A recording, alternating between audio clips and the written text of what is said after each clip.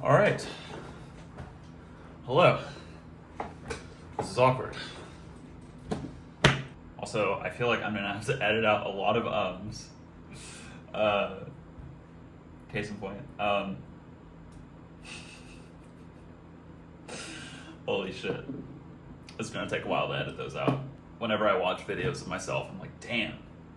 I say way more than I think I do. So yeah, I can only do a little bit, but that's good because it's probably going to be a shorter video anyway because I should technically be studying for my midterms right now. I'm also an engineering student, so yeah.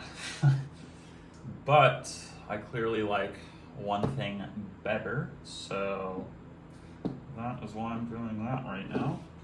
But yeah, at the end of the day, I just wanted to get the first video out there because it's definitely the hardest. I hope that it's somewhat entertaining and might bring someone value, but I figured that I would just talk a little bit about the direction of my business and this channel, which sounds weird to say. Never thought I'd be a YouTuber, but here we are. Yeah, this is a little bit less awkward now than it was like just 5 minutes ago, so that's a good sign. My name's Nick. I have a small jewelry business called Mythic. I make higher end silver pieces here, for example. Hopefully this is in focus. If not, I'll cut in, like another. I use sculpting software called ZBrush, and unlike CAD programs, like Rhino and stuff on the computer, I used Rhino before, and it's very like computery and mathy, if you will. And ZBrush, on the other hand, is completely different. It's pretty much like sculpting real clay. It's honestly insane how like real it is. Like you'd almost forget that it's digital, but because of that, you are able to mold and push, cut, form the clay literally however you want. Like there's no restrictions whatsoever. It's amazing. Compared to physically wax carving, you can do more with it, I guess. It's by no means easier. In fact, it's a lot to learn. It took me well over a year to really get going with it, but so worth it because compared to wax carving, like physical wax carving, my favorite thing about it is just how infinite your options are. Like you can really do anything with it, and that's so cool.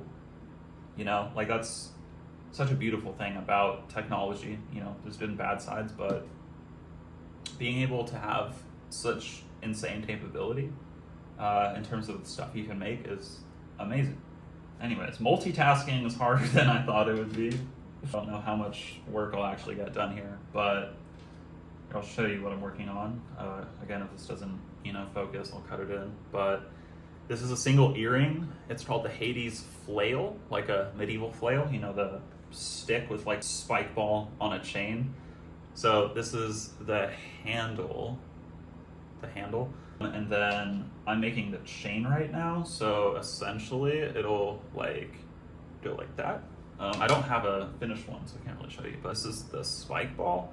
And then in that, I'm gonna set black diamonds. A huge thing about my philosophy and my brand is that while most jewelers will like make something for it to face outwards, like this is a good example. I have this Poseidon trident pendant, and most jewelers I feel like would detail the front and then the back would just be like flat and blank because like who's gonna see it, But I think that's kind of cheesy. I think it's a lot more special when, well, let me show you. See, the front and the back is designed out. It's not always the same. Sometimes I have other pieces where the back will have like just a whole almost secret side. And I think that makes jewelry way more special because sure, not a lot of people are gonna see it, but it's there. And it just makes wearing the piece like even more special, and that's a big reason why I make jewelry is for people to have something that they truly think is special.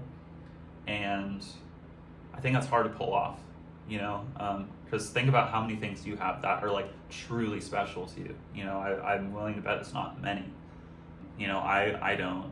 But there are those things you have that are either special because of inheritance or something like that, but there's the other ones that are special because of like how well they're made and you feel a connection to it. And I want to provide people with that. I don't want to give, like, I want to give someone something that they will cherish forever and like pass along to somebody else when they're gone. Anyways, I think I brought that up because I was showing the ball, or whatever you call it, the end of the flail. And so I actually have to set 2 stones, one on the front and the back.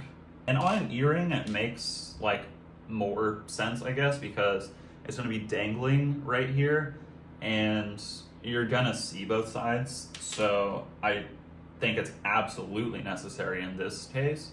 Imagine if it was just like on the outside. I think that would just be kind of lame. So this way, when you move your head around, whichever way you turn, it's going to look like a complete piece. Way cooler, right? I think so. Wow, multitasking is hard. I really just wanted to get this first video out. It's a scary thing, not gonna lie. Although, making shorter videos, that was the scariest thing. Not making shorter videos, but that just happened to be the first thing I did.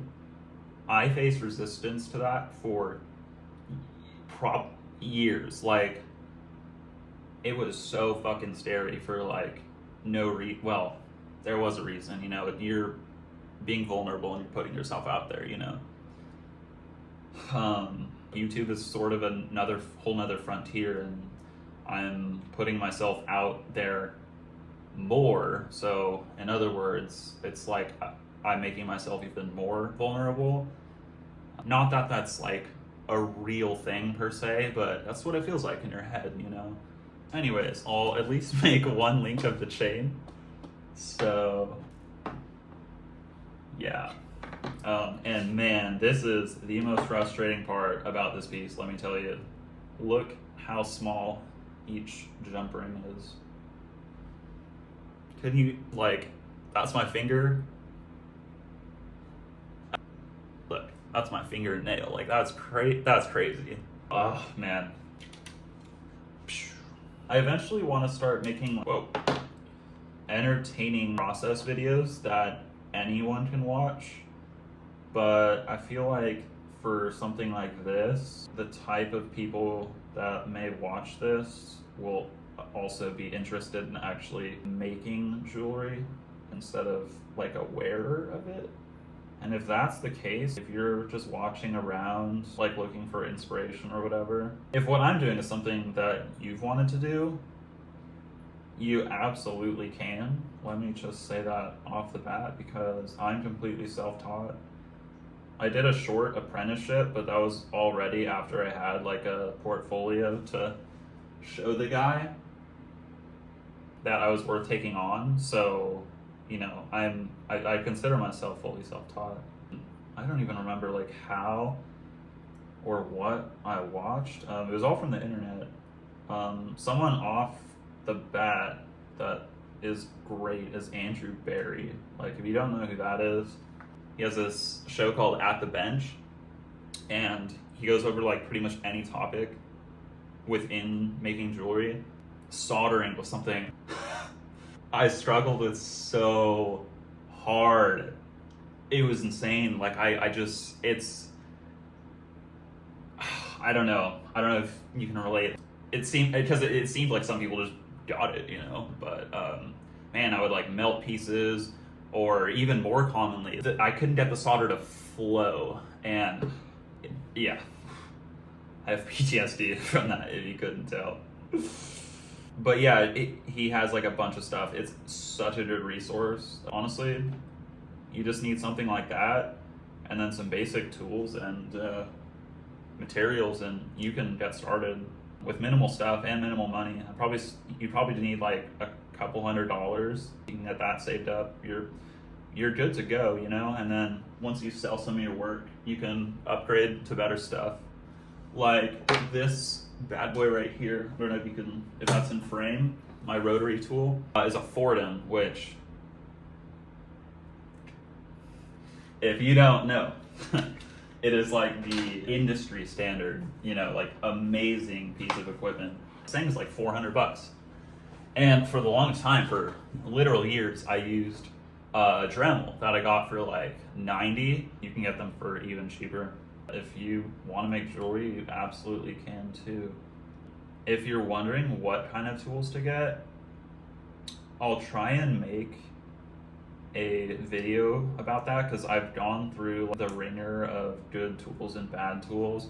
So I have a pretty good, I feel like I could make a pretty good guide of what to get so you don't have to buy multiple things. Yeah, I think I'm gonna wrap that up here because I still have to edit all this and take out all those ums. I can't even imagine how they are. But look, we did a thing.